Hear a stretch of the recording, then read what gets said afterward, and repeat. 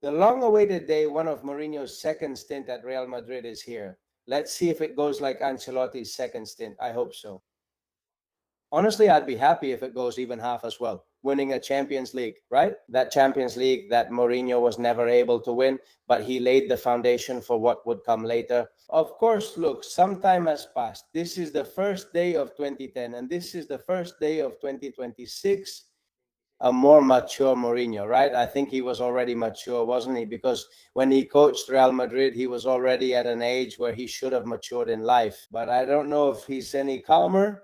Let's see how combative he is with the press, with what's going on at the rival club, since we already know how he handles things, etc. But well, I have a really good feeling about how things are going. And also now I'll show you a video that Real Madrid television has published because of how he started, because you can see he's really eager at the beginning. Of course, at the beginning, who wouldn't be eager at the start, right? It's obvious. But I think that for a lot of Madrid fans, for Florentino Perez himself and for Mourinho, there's a feeling that the job back then wasn't finished. And I hope they keep that in mind constantly, because it's like a call to actually do something that wasn't finished back then. Something similar happened with Ancelotti, right? Actually, even though Ancelotti won a Champions League in his first stint, when he came back, it felt like maybe something even more successful and lasting could have been achieved from that first period. And look, with Ancelotti in this second period, they won 2 league titles, something they didn't win in the first period, right? So, they say second stints are never good, but damn, in Ancelotti's case, they were. Let's hope it's the same with Mourinho. There were some key people here today. Joining the team now, it's true that there are a lot of academy players and a lot of people we want to see break through. I'm really excited to see, as shown in training and in the Real Madrid TV video, this Gabri Valero guy, an amazing left-footed footballer. Alexis Syria, players from Castilla, a bunch of kids who have to. Well, Pitarch wasn't here today, as far as I know, because he just won the U19 European Championship with the Spanish national team, being a key player, by the way. And the championship that the Spanish U19 team played was incredible, by the way. And it should have even included Kubarski and Lamine Yamal. And they're playing this World Cup here in the United States. They won everything without conceding and scored an impressive number of goals, completely dominating. 7-0 against Wales, 4-0 against Germany in the second match, and then Germany again in the final. I mean, it's absolutely incredible what that Spain under-19 team has done, which includes Madrid players, and among them, as I said, Pitarch, who for me, and I hope Mourinho shows faith in him, has earned the right to be on the squad this year, no doubt about it. And among the names we've seen, the people we've seen, I think everyone there stays, though Mourinho still wants to assess some players. There's been a lot of talk this year about the presence of Asensio, because he could be a possible sale, and even more so about Gonzalo. A sale or a loan, or a sale of 50%, and in Mastantolo's case, a loan rather than a sale, I imagine. At some point, someone thought that out of all the left backs Real Madrid will have this season, Carreras might be the one to leave. But it didn't make any sense, considering what was paid for Carreras last year. And in the end, the one who left was Fran Betis, but is Cucurella going to be a starter? Come on, we have no doubt about it, unless he beats Carreras for the spot, which I doubt. Well, there's also Lulin. There are still the injured players, Militao, Rodrigo, and the healthy ones, but they finished badly. Bad season. Housen ended it poorly, and Trent Alexander-Arnold underperformed all year. That's the Englishman for you. Before, they were regulars in national teams that are now in the semifinals. Well, let's see what Mourinho thinks about these three who are in doubt, about Asensio, about Gonzalo, and about Mastantuolo in very hot training sessions at Real Madrid that started today. This is a summary that the club's channel made today about how Mourinho's first day went. Today, Monday, because as you know, in the morning there were medical checkups, and in the afternoon, this first training session that started at 5 p.m. here on this field. Pitch number 3 at Real Madrid City. It was divided into different exercises. First, the warm-up, split into 3 groups, then a possession drill. Pressure, quick ball movement, a lot of intensity, a lot of effort, and a lot of desire from the Real Madrid players. He already said a couple of days ago here with us on Real Madrid television that all of this is non-negotiable for the Portuguese coach, and everything ended with different small-sided games with finishing drills using mini goals. Also, you should know that the injured players Ferland Mendy, Eder Militao, and also Rodrigo Goes have been training indoors and are continuing their recovery process. Hard work. Work, and more work with Jose Mourinho leading and in charge of Real Madrid. Today, Monday, and tomorrow, there will be 2 training sessions, one in the morning and one in the afternoon, to start preparing for what will be the beginning of this exciting, thrilling, and passionate season with Jose Mourinho, our coach, leading our team. 50 good. There was Rodrigo doing those exercises inside the facilities. We've also seen little Fatih and this guy, Ofana Sheriff, I think that's his name too. So there are a lot of people, a lot of youngsters. I'll see if any of them convince Mourinho. By the way, we've also noticed that among the most familiar faces, we hadn't seen Camavinga, but we did see him training. Camavinga must be thinking something else. Look, like Trent Alexander-Arnold, like Hauser, who were regulars in their national teams, and right now they're semi-finalists. And they must be thinking, if I don't do well at my club, then I don't get these rewards, right? They were left out. They were left out. Pay attention to what might happen in the transfer market. We're very excited. This really reminds me of when we started last year. All the excitement there was with Xavi Alonso, which ended up coming to nothing. But whenever there's a preseason, new things, new training gear, new jerseys, new faces, naturally there's a lot of excitement, and especially from the players. And you see them and you say, let's see, damn, how is it possible that they perform like that? Hauser at 30, Alexander-Arnold, not to mention, well, the bad luck with injured players like Militao. Madrid has an amazing squad. For me, the only thing missing, guys, and I mentioned this because of Camavinga too, is signing at least one great midfielder, but a truly great midfielder. I don't see the striker as such a necessity. Let's see what happens with Vinicius and his contract renewal. They're saying it's practically done already. There's good news in that regard. But I keep saying that if we don't sign a midfielder this summer, we're going to, and I hope not, but we're going to regret it again. Even with Bernardo Silva's talent, they all still haven't arrived yet. But I don't know. For me, there's been someone missing there since Kroos and Modric left. And sorry for sounding like a broken record sometimes. I'm missing someone of that level. It's very difficult, but someone who comes in and you say, damn, with time, he could become one of them. That's what we're thinking. But anyway, Thibaut Courtois has also been around there. And obviously, he hasn't trained, and he won't be training for a while. And there are 2 very good pieces of news. One, his injury isn't serious. And 2, they're saying that he's going to get a 1-year extension after the summer. He has a contract until the summer of 2027. After this summer, it would be renewed for 1 more year until 2028. So they wouldn't wait a little longer to execute that renewal. They have confidence that Courtois, well, can do it for the next 2 years. So since he still has a year left on his contract, well, 1 more year. And well, let me quickly say who is going to, otherwise my phone battery will run out. I'm dropping things maybe. I'm changing the cables here. Let me tell you a little about who is accompanying Mourinho, because I have to admit that I didn't know many of them, and probably you didn't either. Well, the most famous one here is, of course, Khedira, but Sami Khedira is returning to Real Madrid in a different role. Naturally, he's coming back as a technical assistant. The assistant coach, I understand, and forgive me for not being very precise here, guys, but I believe, and I'm not sure, that he was Mourinho's assistant at Benfica. I think so. This Joao Tralhao, who is the assistant coach. We're going to hear a lot about him. Pedro Machado, technical assistant, just like Sami Khedira. Watch out, because the new goalkeeping coach is called Nuno Santos, or Nuno Santos, as they would say in Portugal. Luis Lopez, the recent goalkeeping coach, will remain at the club, but with new responsibilities. Here's what Diego Mengual, who covers Real Madrid, says. And of course, it's a situation, I don't know if it's the same as with Pintus, right? If you're no longer the main goalkeeping coach, what are you going to do? Well, many times they put you as a coordinator. Well, if it's to coordinate the rest of the work with the goalkeepers in the youth divisions, well, those are the kinds of situations where, let's be honest. And to me, Luis Lopez seems terrific and all that, and a very important guy in that locker room. Of course, Mourinho comes with his own team. I think these are situations where you feel bad about letting them go. Said with all due respect, right? Well, what happened with Pintus, who we'll talk about now, is that it's a bit of that situation where you feel bad about letting them go. There's no other way. I hope they do important work for the club, but it's always the same story. Madrid isn't a charity either.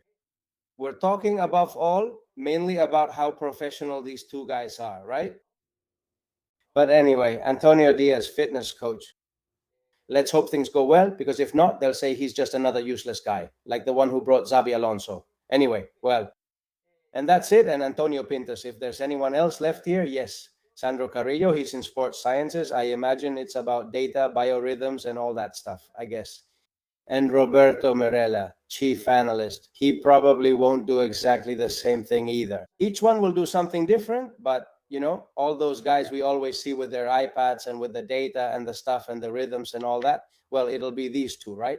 Well, that's it. Let me know if you're excited. I really am. Honestly, I really am. The thing is, right now, we're caught up in the whirlwind of the World Cup, and especially me here in Dallas, where just 2 kilometers from where I am, Spain is playing France tomorrow, and I'm a bundle of nerves. And of course, it's hard for me to switch gears, but, we're doing it, especially because, the World Cup is ending and we already have Real Madrid doing training sessions, so the content doesn't stop, and here we go. Well, going back to something about the World Cup, Manuel Akanji, the great Swiss center-back, has spoken with statements that add to those of the Swiss coach, who says they played against the Argentine fans, who were the majority in that stadium in Kansas City. In other words, against Argentina, against the fans, against the referee, and against VAR, the Swiss coach said. As the hours go by, things keep changing even more. Manuel Akanji says the following: he had never played a match with that level of bias before. It's unfortunate that we were eliminated in that way, when you know you're capable of winning even with the referee against you, helping them by calling every little foul against us. He says, I'm not one to complain about refereeing, but I had never played a match with that level of bias before, where every minor foul is called. None of the Argentinians' dives are called, and then Embolo gets a second yellow card precisely for simulation. But I remember that Xhaka spoke somewhat harshly after the match, but not that much. But it's the typical defeat where, when you later see the footage and review the match and all that, the players just don't. They don't forget it and spend days venting their frustration, right? Hey, and I wanted to talk with you about this video that's gone viral about La Volpe, the Argentine coach who has had a long career in Mexico. I think he was the backup goalkeeper when Argentina won that World Cup the way they did in '78. And he's a guy who came and said this to Puyol. And I swear I was amazed. Imagine how things must be for me to actually be on Puyol's side here. On the other hand, Puyol, even though he was part of it, from a club that paid millions to a referee, and so on and so on. But Puyol always seemed to me, above all, to be polite, a gentleman. Remember that. Once, when someone threw a lighter at the Bernabeu, he picked it up. Piqué was going to show it to the referee, but Puyol took the lighter and said, come on, just throw it away. He seems like a noble guy to me, honestly. One of the few salvageable ones from there. And here he's very polite with this rude guy, La Volpe. Pay attention to what he says. Let me know in the comments what you think, but to me, honestly, they say that only some Argentine YouTubers act like this, with these crazy antics, this bravado and arrogance. Hey, if a professional like this tells you, who I think is completely nuts, but if this guy comes and tells you this, maybe you should start thinking about it. I've seen all kinds of videos out there from journalists, not just influencers, these young Argentine guys who say anything. Spain doesn't exist, it doesn't exist, whatever. Well, look, you give him a smack and that's it. But football people like this, with football people like Puyol, and hey, the Argentine left back was here too. Oh, what's his name? I can't remember. There's a former Mexican footballer too, and there are football people at that table, okay? I can't remember the names right now, man, but come on, saying this is just crazy. What does Spain have to do with it? You only showed up in 2010, not before. And in 2008, we won. We were already there in 2008. We were winning. How far? How far? World champions? I mean, how many do you have? Because I already told the lady, and now I'm protesting to you. You guys sent that 2010 line, and where's the 2014 line? That generation wasn't there in 2018. That generation wasn't there in 2022, and now you do have it. How is it possible that the football professional is ignoring the Euros here, of course, talking about generations that aren't there? I mean, it's true that Spain didn't have a good World Cup in 2014 nor in 2018. We lost to Russia on penalties and all that. But how is it possible to overlook players like Isco? I mean, the Spanish national team in 2006 was still a team that, even though they messed up in the World Cup, in the Euros, and in the one in 2021, they made it to the semifinals and all that. So how is it possible to discredit them like this with someone like Puyol right next to him? It cracks me up when Argentinians talk about soccer. You don't exist, that whole you don't exist thing. Just because they've made it to 5 or 6 World Cup semifinals and won 3 World Cups, which, by the way, look at how they won those 3 World Cups. The one in 78 organized during a dictatorship, and you have to see how it happened and what went on there with that Peruvian goalkeeper who was actually born in Argentina. Argentina had to beat Peru by 4-0 and ended up thrashing them. Exactly. Well, everything that happened. The one in 86, where Maradona was indeed the best player in the world, and he scored the greatest goal in World Cup history. But before that, he scored a goal with his hand, the most scandalous in World Cup history. And what about the one in Qatar? I mean, if we start arguing here, we could say all sorts of nonsense, but if we stay calm, we just say yes. Argentina has a great football history. It has Di Stefano, it has Maradona, and it has Messi, of course. But what a lot of people complain about regarding Argentinians, and not just with content creators, but also with people in football, is how they discredit and disrespect other football nations. That you can mess with not even, I was going to say the Czech Republic, or I don't know, another country that hasn't won anything, whatever. Okay, but for you to say that Spain hasn't done anything. Until 2010, Spanish football in general, come on, it had already won 2 European championships and 2 important European championships. Hey, against Germany, against Italy, against France. Spain is the national team that has won the most European championships in history, even more than Germany. Spain has 4, Germany has 3. What's with discrediting like that? Besides, we're talking about a football that has given us Real Madrid, damn it. The most successful club in the history of world football, of the whole planet. So I honestly don't know. I'm just amazed. And hey, let's see. Same with Barca. You know us here, we're hardly neutral when it comes to saying Barca has an asterisk for paying Negreira and all that. But damn, it's the same thing. So you're talking about a guy who once won the Champions League, who once won a World Cup and 2 consecutive European championships. Well, Puyol didn't win the one in 2012 because he was injured. Stop it. And they say they created the 4-3 formation, but no, the 4-3 was from the 80s, 82. The one who broke the 4-3 was Arrigo. Let's go back to Busquets so he can defend his theory. It's Sorin, I had forgotten. It's Sorin, the Argentine, who's trying to get involved there.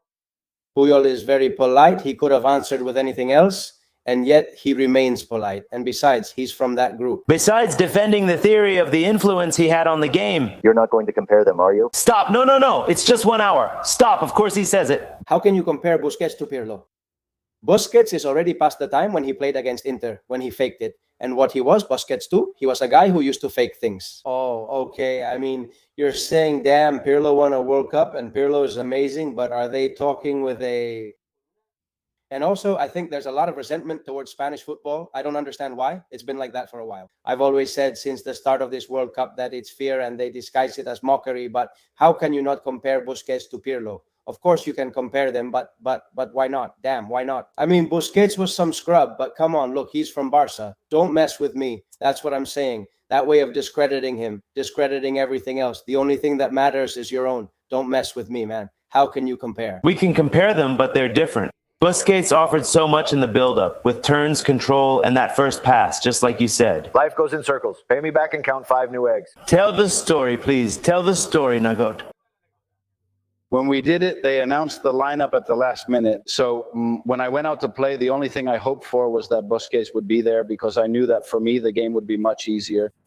He gave you balance in attack, in defense. He broke lines with his first touch. Well, for me, he's a spectacular player. Busquets, that one's for you. Speak up. I spoke with Busquets. I spoke with Busquets. Please. Well, I spoke with Guardiola, and the thing is, I'm more of a grinder, but I don't think Guardiola is. What's up? You know, you can always call tomorrow or a little later, right? But I also lent it to her, put it there. I left Volpiana with Guardiola. Look. No.